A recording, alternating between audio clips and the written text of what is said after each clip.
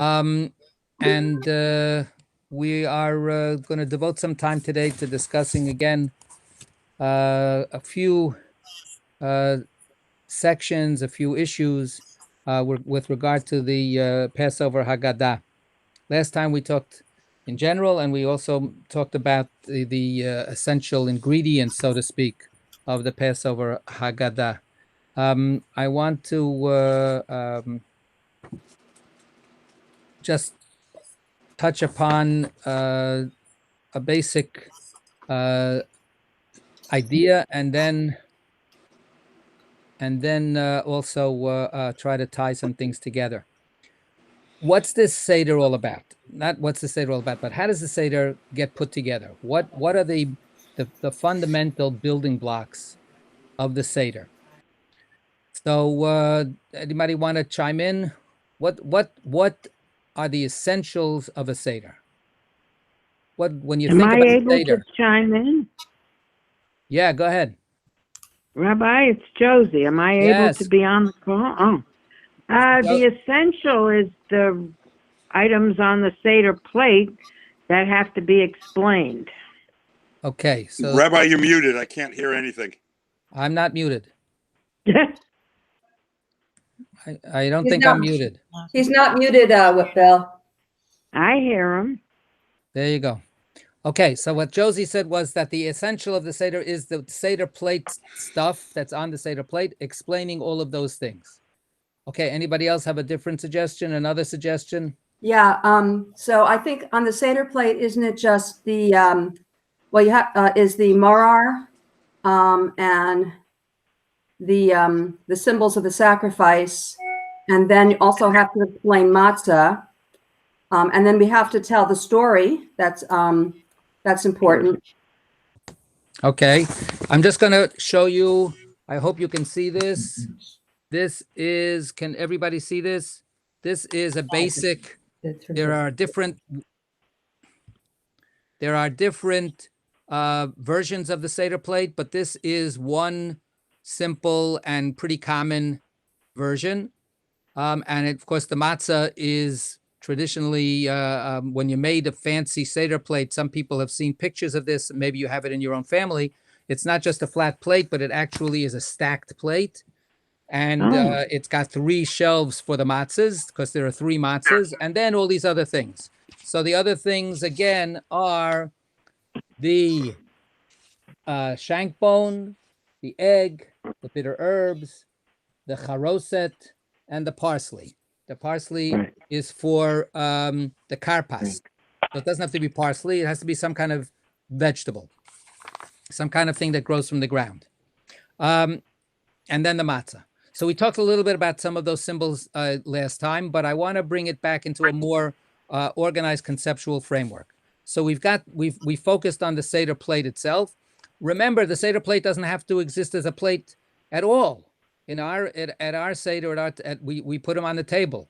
We just put them all around the matzah, and they're just around there. You don't need to have any kind of plate that you put the stuff on per se.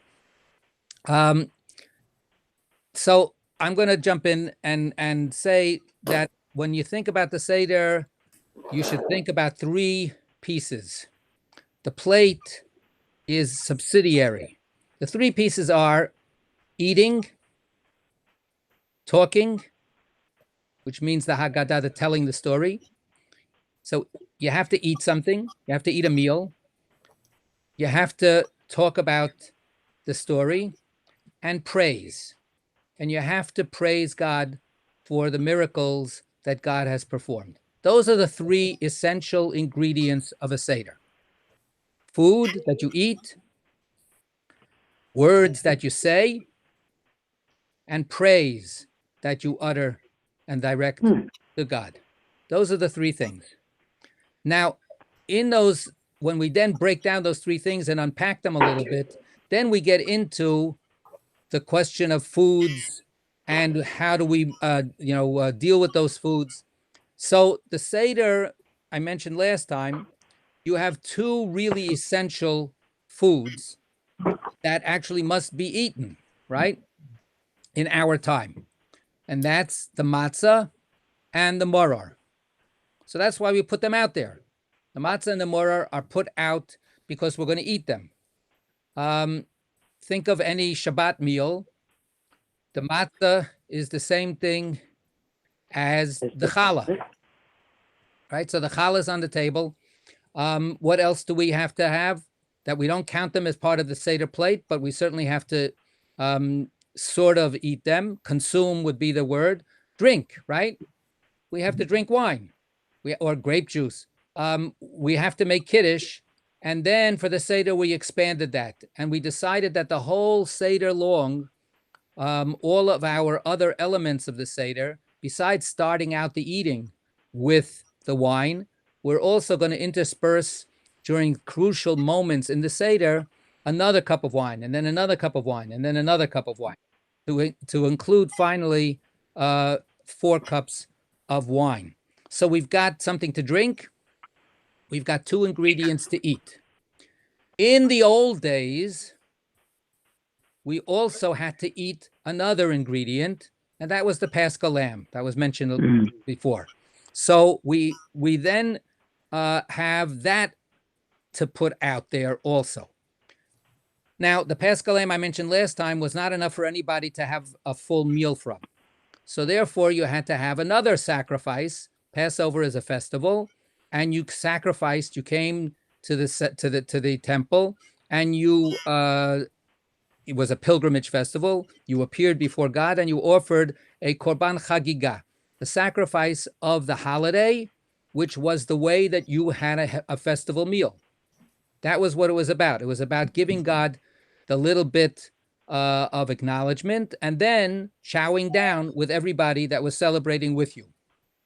So those are the 3 things that you basically have to eat, the 3, 4 things, whatever it is that you have to basically eat. Then we started adding a couple of other things, the karpas, the charoset. And we talked about the charoset last time as well. So that's the meal. Essentially what usually happens, for instance, on a Friday night, if you make kiddush, and then you wash, you eat some bread, some challah, and you start eating. And then at the end, you thank God for the bounty that you've enjoyed. And that's the end of the meal, and that's a beautiful Shabbat meal. The Passover meal is essentially that, only then expanded out, and in the beginning it's delayed because of this other element. The other element being that we have to talk about why we're here today. What happened to us? This is the instruction by the Torah, again 4 times. So that's 4 is a number that keeps on coming back. But the idea of v'higarata levincha, tell your children why you're having this Paschal lamb. So in the old days, the Paschal lamb was absolutely essential. Paschal lamb was the ingredient that bound everybody together. You had to sign up. There were RSVPs, and it wasn't like at Shomrei. If you didn't RSVP in time, you weren't included. You weren't able to eat the Paschal lamb. So times have changed. What can I tell you? But that Paschal lamb was the central idea, and the meaning of the Paschal lamb. Why are we eating it? Why are we all congregated tonight? This was what you had to tell over. So, and then there's praise. Okay, so we'll get to praise later. These 2 elements conceptually are different. They're separate. Eating is eating, and talking is talking, and you shouldn't talk while your mouth is full. So, so in a certain sense, they can be held in our minds as 2 very different observances. But then what happened was that over time, the eating, because of the Paschal lamb eating, all the eating, except for the brisket, if you eat that, but all of the traditional stuff became tied to the telling. So what we did was we combined together the telling and the eating, so that we didn't just eat as okay, let's get to eat and forget about everything. Of course, today that is very much a lot of people's experience at their own seders. Okay, enough with the seder. Now let's get down to the eating. But the attempt of the rabbis was to create an integrated organic experience where the eating was not separated out. The eating and the meaning, the talking, and the back and forth were included together. The most salient, the most obvious place where this happens is at the sandwich. I love it. Korech, right? The korech is we're putting everything together. It's like a complete, layered sandwich of matzah and maror. We dip it in the charoset. Back in the old days, we put the paschal lamb in there also, and we would talk. This is why we're eating this thing. And now what we say is now we're remembering what Hillel did when the temple was around. We put all three of these things together. So combining it all into one complex, one organic experience was what we did for those items, but also for the essential foods that we ate. When you look at a Haggadah, where this comes out really, again, very clearly, is toward the very end, right before we do the praise, and then we eat. After Dayenu and so on, we have Rabban Gamliel used to say, whoever does not explain the following three symbols on Passover has not fulfilled his duty. So this is from the time of the temple and the destruction of the temple. Rabban Gamliel lived to see the temple and then its destruction. He said you have to explain these three things. So what are they? Pesach, matzah, moror, as I was saying before. So here he's saying that you have to actually explain the foods. The talking and the eating have to come together. And then he has an explanation for the Passover sacrifice. But by the time we say it, we say the Passover that our ancestors used to eat, right? And then the next thing is the matzah. And then we say for the matzah, this matzah, and we point to the matzah. We can't point to the Paschal sacrifice anymore because it's not there. And therefore, we shouldn't point to whatever symbolic item we have at the table to remind us of the Paschal sacrifice. But we say, matzah zu, this matzah that we eat, why do we eat it? And then finally we say, maror zeh, this maror that we eat, why do we eat it? So there are a couple of interesting items to notice here. We're holding on to this matzah. We point to it or we lift it up. If you see illustrated Haggadot from the old days, there are all kinds of pictures for that. There later on, there was a whole tradition that when you picked up the bitter herbs, you also pointed to your spouse. So and as your other, there you go, right there. Sarita's doing it right now. Very traditional. Wait, you point to your spouse with the bitter herbs? Yes, your spouse is your other sense of it's a joke. It's a joke. It's like, wow. Yes. So so that be hey, a little humor, huh? So but the idea of holding on to them and then talking about them. How do we talk about them? The way I just said that. I started with a question. How do we talk about them? This is how we talk about them. This matzah that we eat, why do we do that? That's the text of the Haggadah. That's what the Haggadah exemplifies. This maror that we eat, why do we do that? So this is where the rabbi said that you don't just tell the story by telling the story. You don't just tell the story as the famous part. Avadim hayinu leFaro Mitzrayim. We were slaves to Pharaoh in Egypt. can you imagine everybody sitting down at the Seder, and you pick up your Haggadah and you go, we are here tonight because we were once upon a time slaves to Pharaoh in Egypt, but now we are free. Thank God. Let's make Kiddush and eat, right? Theoretically, the telling, the eating, great. But no, what we do is we create questions that the story becomes part of a conversation, and we were slaves to Pharaoh in Egypt is not just a statement, it's an answer to questions, to the 4 questions, there's the 4 again, that we put at the very beginning of the Seder, Ma nishtana, right? Why is this night different than all other nights? Simple kinds of questions. So the telling is created in a specific form, and the telling is then mashed together with the foods. The Passover. The Passover symbol is the outstretched arm of God. Was so important for taking us out of Egypt, and we have therefore a zroa, a shank bone, which is supposed to remind us of an arm. And then we say, why did they used to eat this? Because God, Pasach, the Holy Blessed One, the word Pesach, God passed over the houses of our ancestors in Egypt. So we should understand that this word Pasach, this word to pass over, has other connotations as well.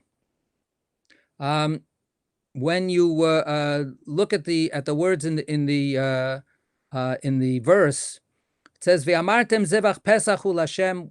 Your children will ask you, "What is this all about?" And you will say, "It's because this is a sacrifice of Passover, a Paschal sacrifice to the Eternal." Asher pasach al batei bnei Yisrael b'Mitzrayim b'nokpo et Mitzrayim. When God set the plague against struck Egypt, he passed over pasach al batei bnei Yisrael. He passed over the houses of the children of Israel. V'et bateinu hitzil, and he saved our houses. So we usually think about passing over as skipping over, right? God says, I got to kill this one. I got to kill this one. No, not that one. Go on to the next one. Skip over that one. We think of Passover as passing over, right? But when we look in Isaiah, we have another verse, and the verse there says, I'm just going to read, well, at the end of it is, V'hitzel pasoach v'himlit. As birds flying, so will the Lord of hosts defend Jerusalem. He will defend and deliver it, and passing over it, he will preserve it. Or that's the old translation. In the new JPS translation, I always, complain about it, but actually here they did a good job. The word passing over is not written. Instead, it's protecting and rescuing, sparing and rescuing. So the word Pesach, it doesn't just mean to jump over something, to ignore it, or to skip over it. It means to hover over it in a protective way, to shield, to be there over that house, that's the Israelite house, and actually envelop it so that the destructive plague will not get in. Okay? Rabbi, yes. Want to comment? So actually thinking about this in terms of what we were talking about in Torah study about God making space for Moshe and us making space for God. So this really sounds like that God's presence is passing over, and God's presence just could encompass everything, and we're actually making room to allow God's passing over then to envelop us. So this space idea is very important here. Let's remember that the very first Passover was held in quarantine. Right? All of the Israelites were in self-isolation. They were closing themselves off so as not to be affected by the plague, right? The 10th plague. So in one sense, they smear the blood of the Paschal sacrifice on their blood as a marker that this door is closed, the death is outside and not inside. So this is clearly very, very relevant to today. What I want to just say about the concept of God protecting is the other things we were talking about in thinking about the Torah study was about a God who withdraws a little bit, makes room for us.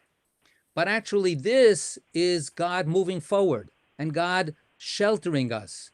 And God, we have sometimes some very tragic stories of and we've heard it, unfortunately, too much, mass shootings and massacres and things.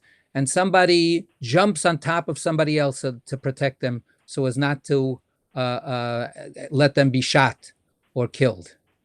That's what God is doing here. What God is doing is passing over. He's jumping over and lying literally on the house of the Israelite so that the plague cannot enter and affect the Israelites. So it's a little more active. It's not a withdrawal, but it's actually a leaping forward. I find it interesting that two of our festivals then have to do with sheltering, both Pesach and Sukkot. Right. Very good. If you go back to the archive, I've talked about it in Torah Sparks over the years. I think that this is a fundamental thing for us to see as a balancing. And they're equally 7 months away from each other, right? Each of these two festivals are their bookends, right? In the first month and in the 7th month. Count 7 more months, we're back to Pesach again. These are the two at the full moon. These are the two festivals that are so crucial for us to experience. Rabbi, yes. There is also the verse Atzachlo. I was wondering. That's a different word altogether. That's spelled completely That's what I was different. wondering. That's with a tough, not a samach. Okay, gotcha. Maybe we'll talk about that whole talking thing next time. So the symbol that we gave was a shank bone. The word in Hebrew is zroa, and zroa is an arm. Zroa netuyah, God's outstretched arm, is what saved us. And so this is a symbolic food that we then can't eat, but we can talk about. I want to talk a little bit more about that outstretched arm in the couple of minutes that we have. And that is more recently, especially in feminist thought, there's been some discussion about expanding that symbolism and thinking about that symbolism beyond God's outstretched arm. When I mentioned it, and I really can't get out of my head. I think it's so fundamental. Mr. Rogers, the quintessential tzaddik of our time, was interviewed once and was asked, what influenced you to try to be this voice for decency, this voice for menschlichkeit? What built you to be the person that you are? And he said, my mother. He said, my mother, when when I would be a child and I would get shook up when I'd see fire trucks blaring and ambulances, sirens and police, I would get very nervous and something terrible was happening. And my mother always said to me, look for the helpers. There are always helpers. Right? So what she was trying to do was to say, yes, something terrible is happening, but there are people who are responding with compassion, with creativity, with courage. And this is something, of course, that we pray about, that we give thanks for. Yesterday, we mentioned it again and again, and we should keep it in mind. So there's I think a really wonderful insight that this outstretched arm that we have on our Seder plate is not just God's outstretched arm, but it's also a lot of people who imitate God's outstretched arm by stretching out their own hand to help. And the examples can be multiplied. and I leave that for you, but I want to give one example. The example is about Pharaoh's daughter. So the verse says, "Vateret bat paro l'rchotz al hayor," and Pharaoh's daughter went down to bathe at the Nile. V'naroteha holchot al yad hayor, and her maidens were walking along the side of the river. Vateret hateva betoch hasuf, and she, the Pharaoh's daughter, saw the little box, and what's in the box, of course, is the baby Moses, right, who was given up by his parents in desperation. Maybe somehow or other he could be saved by putting him in this little box. Vatishlach et amata vatikacheha, and she sent forth her ama, and she took the box. Vatiftach, and she opened it. Vatirehu, and she saw him. Et hayeled, this little baby. B'nei nar boche, it's just a little young one who's crying. Vatachmol alav vatomer miyaldei ha'ivrim zeh, and she had compassion for him, and she said, "This is one of the Hebrew children." And then the rest of the story is that Miriam comes out and says, "Oh, if you need any help here, I know somebody from the men's squad who can, do a good turn for you." So it says, "Vatishlach et amata." Usually that's translated, she sent forth one of her handmaidens to go into the water and schlep the ark out. But if you look at all the ark, the box, if you look at all of the verbs before and after, they're all about her. They're all about her. So there's a beautiful midrash that says that Vatishlach et amata, she set forth her ama. Ama is another word for her limb, her hand, her arm. So this is a really hard illustration to not be able to see, but I'm going to put it up, and I hope you'll be able to see it. This is a medieval Haggadah illustration. It's called from the Nuremberg Haggadah, and this is Pharaoh's daughter with the crown, and her arm is stretched out to the box, to the little ark, that the basket that Moses is in. So this is based on that midrash, and it means an outstretched arm, but it's not God's outstretched arm. It's one of God's angels, one of God's messengers. It's, in this case, Pharaoh's daughter, whose outstretched arm went to help this crying baby. So when we think about that zroa, which we don't eat, but it's there, and it sort of like sits there, and we don't know what to do with it. It's this roasted, inedible piece of meat. We can invest that shank bone or that chicken neck or whatever it is that we end up putting there, whatever it is that we're going to name as that symbolic food, and think about other people that put their hand out, that stretch out their hand to help, to be a support, and to give salvation and safety to other people. This is very much of the story and of our own story today. So with that, any last minute comment, questions? And just one question. Earlier, you showed a picture of a Seder plate with the 5 spaces. A lot of Seder plates have a 6th space for Chazeret. Any comment on what that's about? So that's the Chazeret. Chazeret is maror. Chazeret is bitter herbs, but we eat bitter herbs twice. We eat bitter herbs once by itself, and then we eat bitter herbs in that sandwich. So some people just said, okay, let's make 2 pieces. Let's make 2 acts of bitter herbs. But theoretically, you can take the same bowl of bitter herbs that you have, or plate of bitter herbs that you have in the beginning, and use it twice. So it makes it a nice symmetrical, 3 on top, 3 on the bottom. So that's why they made it into a separate piece. Thank you. All right, Rabbi. Yes. Our custom in our family, my mother is from Hungary.